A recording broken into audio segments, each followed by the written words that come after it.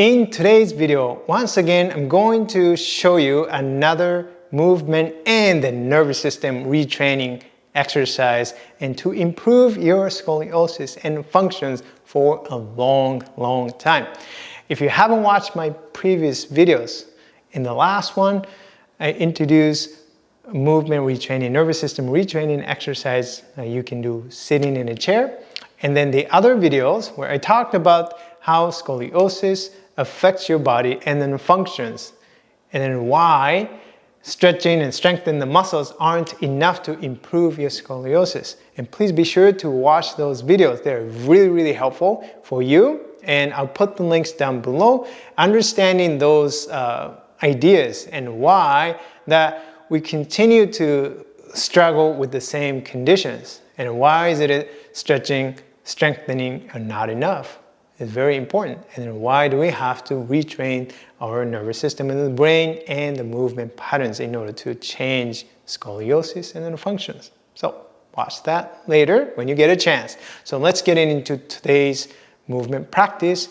You're going to do lying down on your back. Okay, so I'm going to talk while I am demonstrating. I'm holding a microphone, so it might look a little awkward, but let's just give it a try. So you're going to bend your leg. I'm bending my right leg, so you can practice the same side as well. So bending the right leg. Oh, by the way, if you have difficulty lying down on the floor, you can do this one on your bed as well. Just FYI. So bending your right leg first, left leg is straight. Your foot, your hip, your knee, your ankle are more in a straight line. And from here, you're going to begin the movement by pressing through your right heel to lift your right hip away from the ground, which means that your pelvis is going to turn to the left side. Only the right side of your hip moves away from the floor. If both sides begin to lift away from the floor, which means that you are really using your back extensors to do the movements. That's really not the intention of this movement. So initiating the movement from your leg by pushing through your right heel, lift your right hip and allow your pelvis to turn or roll to the left side. Just the right side moving away from the floor. Left side stays on the ground. And come back. Watch your right knee. If the right knee wants to go inward, common, and make sure that you don't let your right knee to tilt inward. You can watch it first. Make sure that you can do the movement without losing the control of your knee, like so.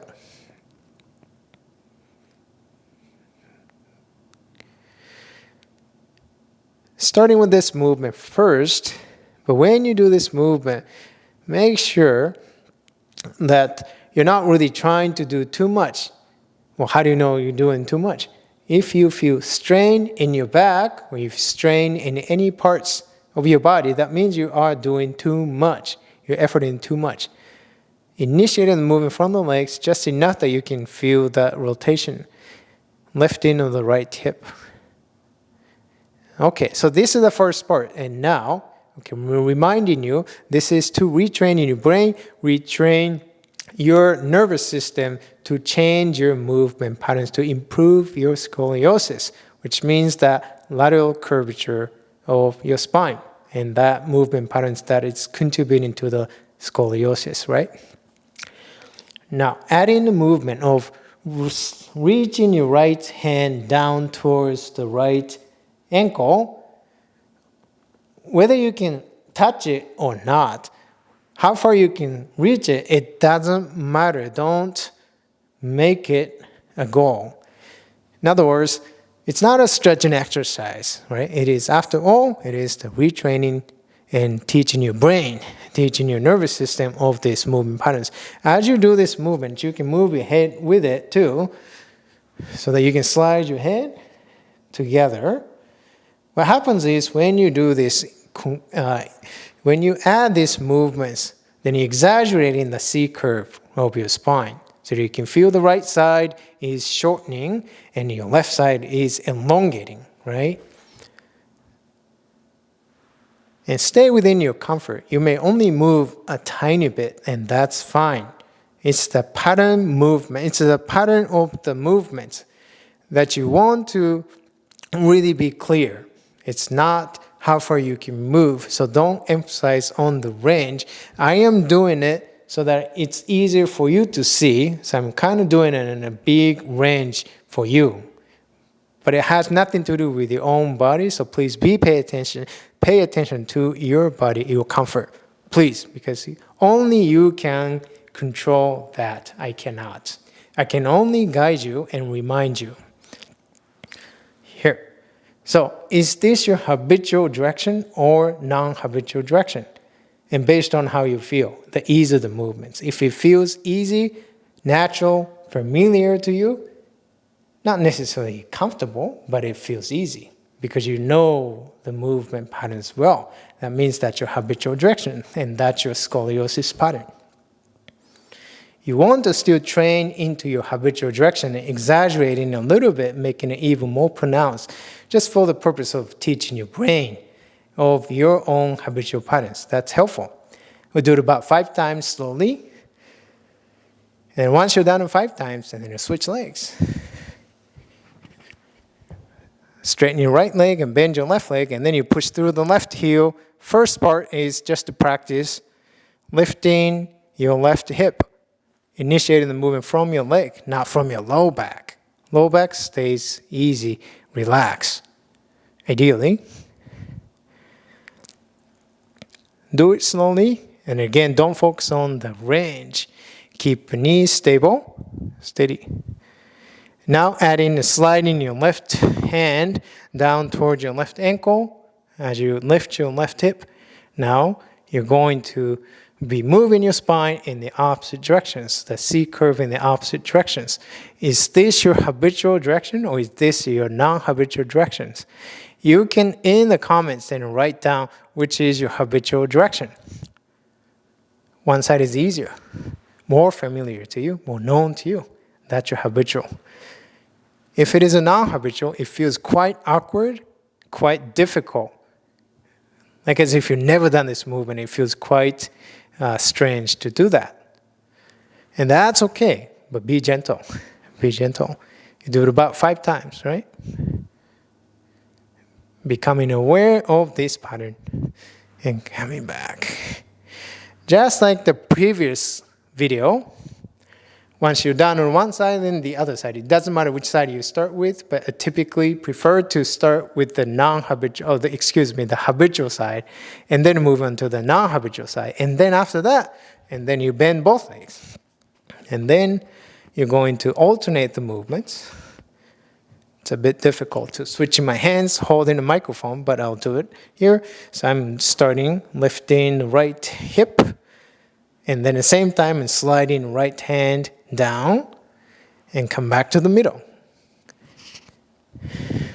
Left sliding down and come back to the middle. And alternate that movements and then do that about 5 times in each side, each directions. One side feels easier, the other side feels difficult. And this alternating pattern is exactly how you walk.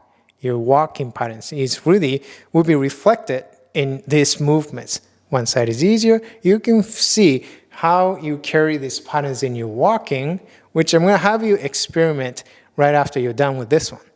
So here, but before I'm going to have you stand up, I'm going to turn around for you, just so that you have a view from this side too. I don't know if this is easier for you to see, but I turn myself around, then I'm just going to show you the movements once again. Maybe this, to have both views might help you. All right, so this is the movement that we did. Lifting the hip, sliding the hand, then you can see exaggerating the C curve. Okay, scoliosis pattern. And coming back. And then the other side. Here. Coming back. I'm doing it faster right now, just to show you that. And then both. One and the other. One and the other. that you've done 5 times, alternating 5 times, and then slowly I'm going to have you stand up. So this just now, we're going to bring this awareness into upright posture, standing and walking. So you're going to, well, it doesn't matter which side first, but this is quite challenging. You'll be surprised how difficult this is, right? Go ahead and place your left foot forward, just a little bit, just as if you're walking, right? Taking a step forward. So very, very slowly. Well, let's do this one. If your balance is not that great, that you can't really do this one without hanging onto something, do it near the wall or the counter, something, some support. But I'm going to do it this way. I'm going to, support my posture upright and interlace your hands, interlace my hands and place the palms of my hands and right on top of my head lightly. I'm not compressing my head or the neck, just here as a feedback, right here. And then now I'm slowly bringing my weight over to my left foot. Find a balance without tensing any parts around here, neck, shoulders, my spine, rib cage, or anything.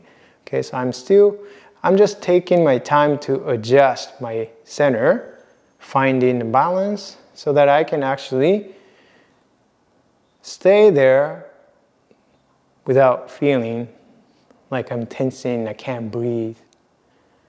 All right, so I can breathe, I can find my breath. Then I'm able to support my weight on my left leg without tensing any parts of my body. And then now I'm going to take my right foot slightly forward. And then now I'm going to transfer my weight slowly over to my right leg, right foot. I'm going to take the time to just let myself, my body, my brain, nervous system adjust my center so that I can breathe easily. I can let go of any unnecessary effort and the tension anywhere, neck, jaw, shoulders, my abdominal muscles, and so forth. It takes a time. It is difficult. It's quite revealing when you do this one side. You can bring your weight over much more easily. That's the effect of your scoliosis as well. So by slowing down these gait patterns, then you can tell how you really compensate as a result of the changes in the spine, right? But you can just give yourself a little bit of time and then just to find adjustments until you can find your balance on this leg. And repeat that. Basically, you're taking a walk and really fine-tuning your gait patterns. So after you're going through these exercises, retraining nervous system, and lying down on your back, and then in the previous video, sitting in a chair, recognizing your scoliosis patterns, habitual directions, non-habitual directions, and then put it into another function, which is walking and standing, right? And this is going to really help.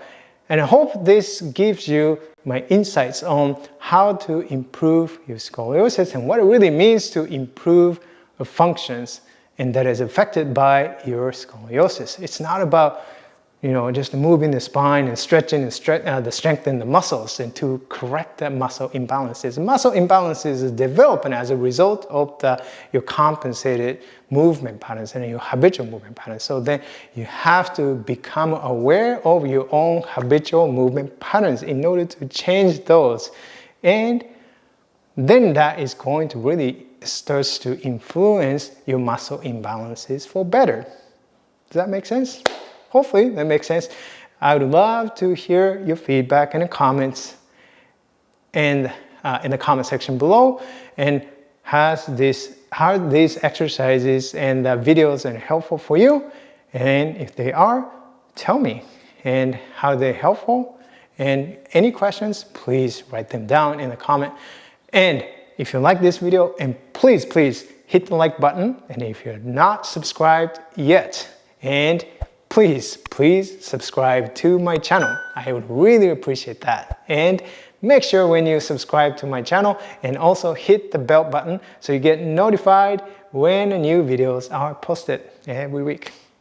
So thank you for watching, and I will see you in the next video. Bye-bye.